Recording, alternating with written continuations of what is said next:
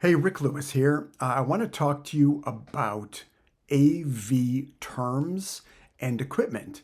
Now, if you're fairly new to speaking, then you're going to run very quickly into the whole tech factor of presenting in a room of people, especially if it's a large room.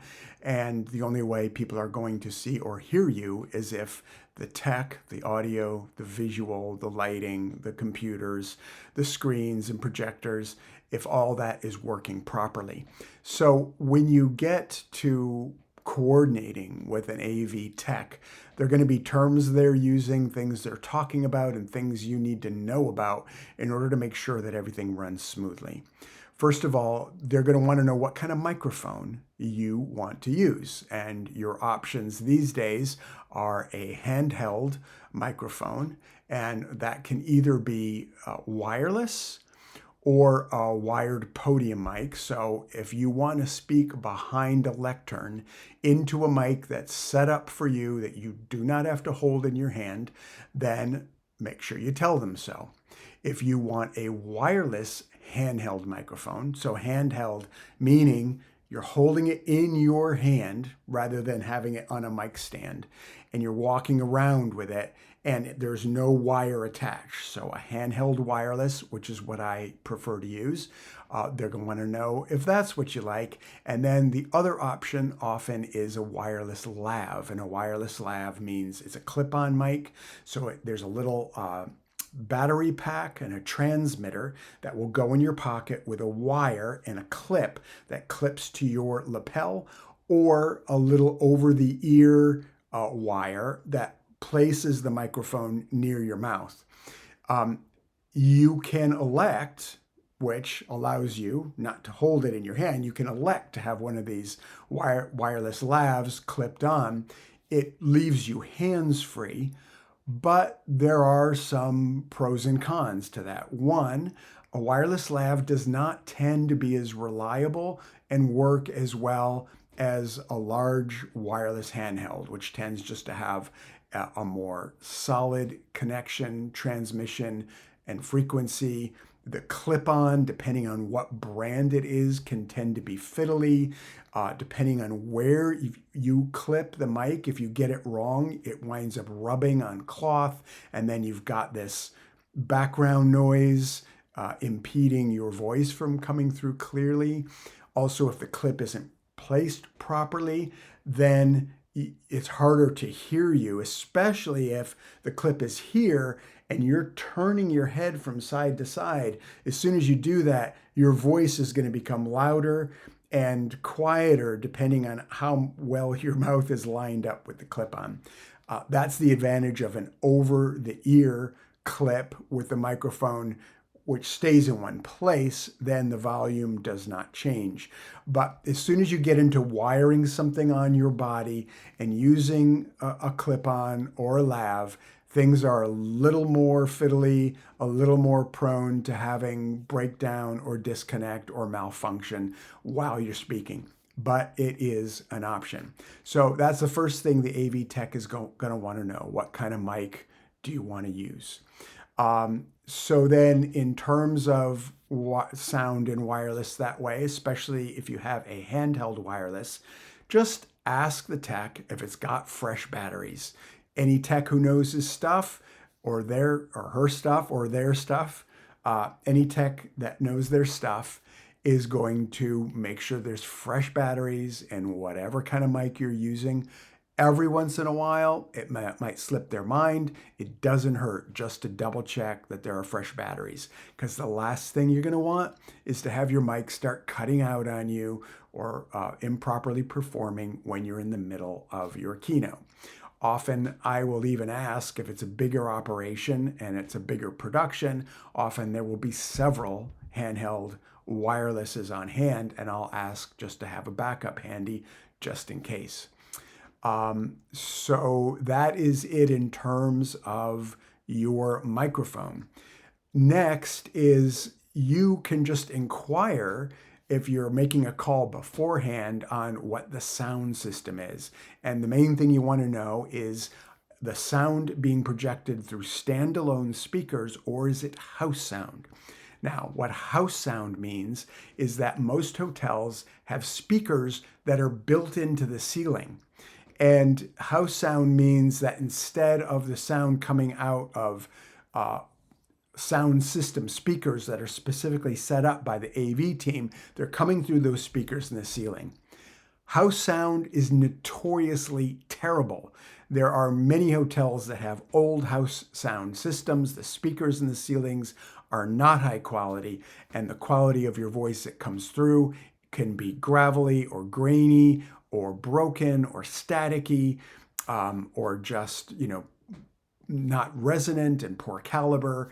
So ideally, if you can get standalone speakers, if the client has the budget and if you find out the plan is for house sound, request standalone speakers. Just explain to your client, it's important that people clearly hear your message without being distracted or feeling like the sound that's coming through is grating or dissonant to them or inaudible or not understandable. Just explain to your client it's very helpful to have standalone speakers.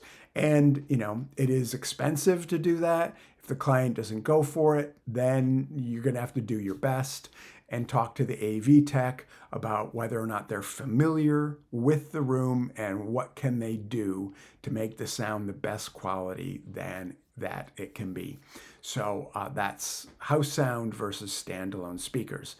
Then if you are needing to play any kind of audio track or music, either as background music or during a break, you're going to need to have some way to play that. That's going to be off of your computer, although you might. Speaking of AV, I forgot to turn off my phone during my recording, and I'll have to get back to that person. Mr. AV awareness person here, that's me. So if you need to play sound, you're augmenting with some kind of external source. You might be using your phone to do that, in which case, whatever kind of phone you have, you better have the right kind of dongle. That's a connector or adapter that will go from your phone to the sound system. Your computer, same thing. If you plan to hook up your computer for projection of an image or for audio, you need to make sure you have the right adapters. So in your conversation with the AV team, you need to know what adapters do they have. You might want to tell them what devices you're bringing. If you say, I've got an iPhone 13 and I've got a MacBook Pro, which is what I use, do you have the right adapters for that? And if they say, no, I'm not sure I do, then you better bring your own adapters, and you need to know what you're adapting to. So if you are adapting into the AV tech system, most usually the things you're going to face are in terms of computer audio, is a standard 1/8 inch plug.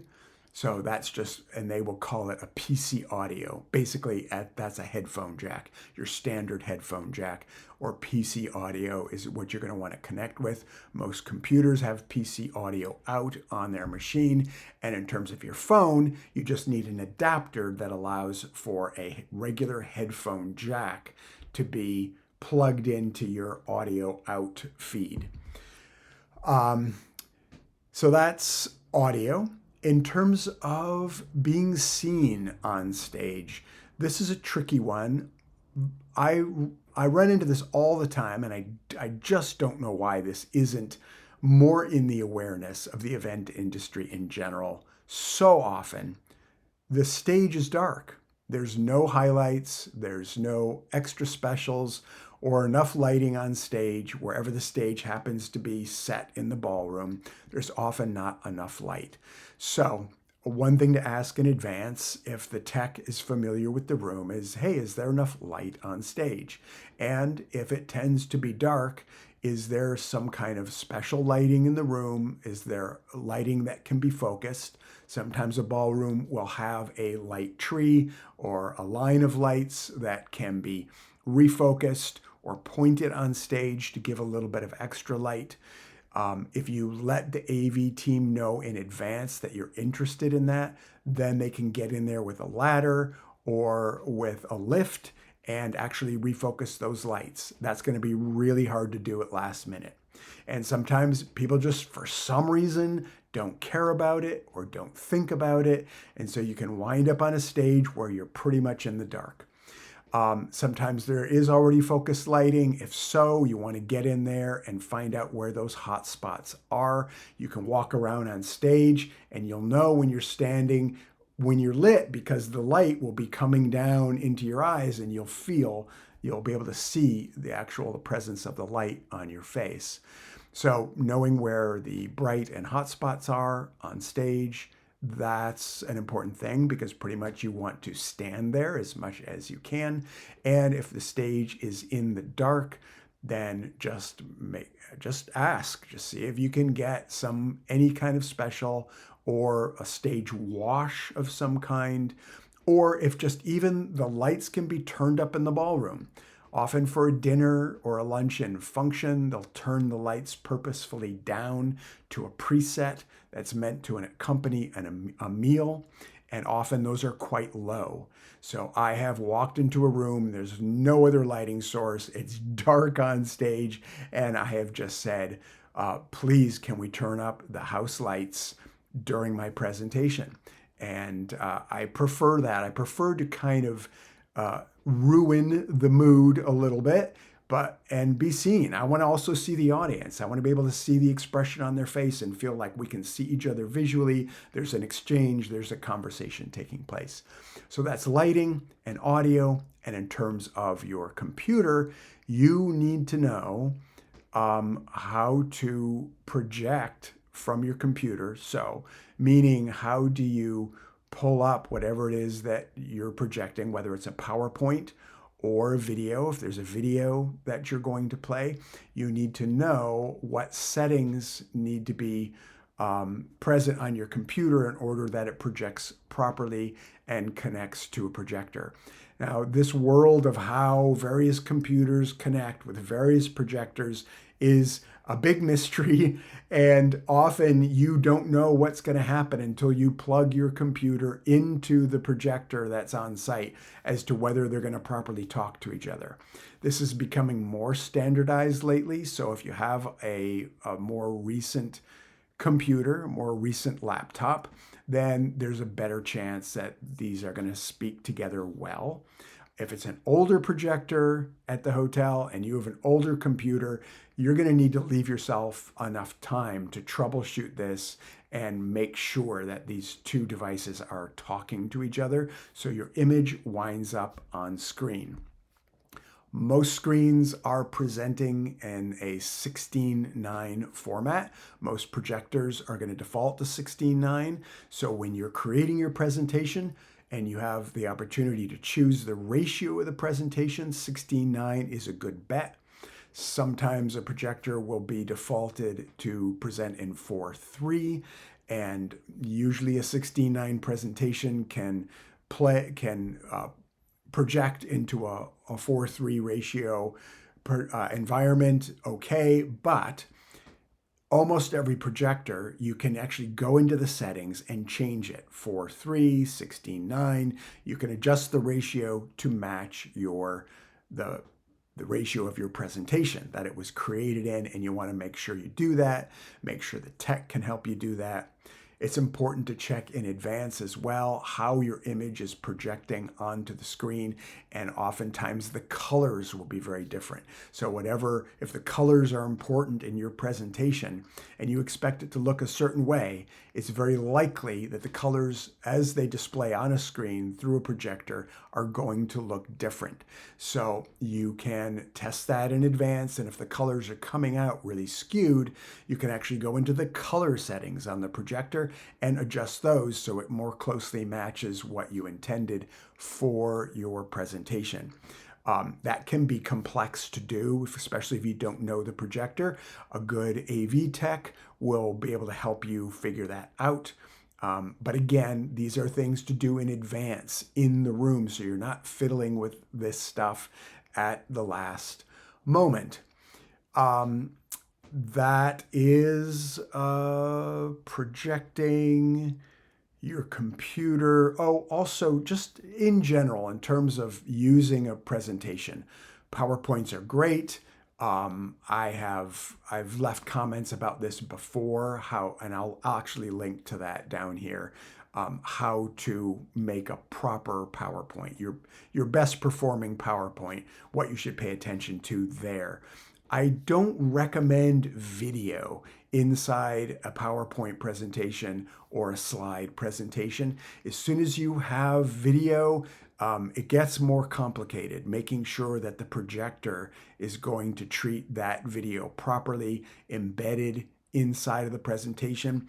Also, especially because if you need to include audio, which I also dissuade you from doing, if you have video and audio connected to your presentation, you're going to complicate the technical specs that can possibly go wrong and there be a mismatch for. So I recommend a straight ahead image presentation. Video, maybe there's a video you really want to show, but hey, you are standing there on stage. You are there to animate and bring to life a point, inspire, educate, connect with an audience. To stand there while a video is playing, I always find that a little bit, I'm like, come on, like, do we really need to be watching a video? I get it. Sometimes, you're launching a new product or service. You want the people in the audience to see the great new video trailer that you just created or the great new commercial. That's fine. If you need to play it, you need to play it. But ask yourself, do I really need to show a video here? And if you don't, eliminate it from your deck. All right. Well, hopefully that's helpful. That's like a quick crash course in AV tech and terminology and things that you'll want to cover with your AV provider in advance. Hopefully you don't want to be doing this stuff last minute. If you got questions, throw them into the comments. I'm happy to ask. Or if you think of something else, if you also do this on a regular basis and you've run into challenges and you think of something I haven't thought of and haven't covered, let me know in the comments and we'll add it to the list. Thanks for watching, and I'll see you in the next video.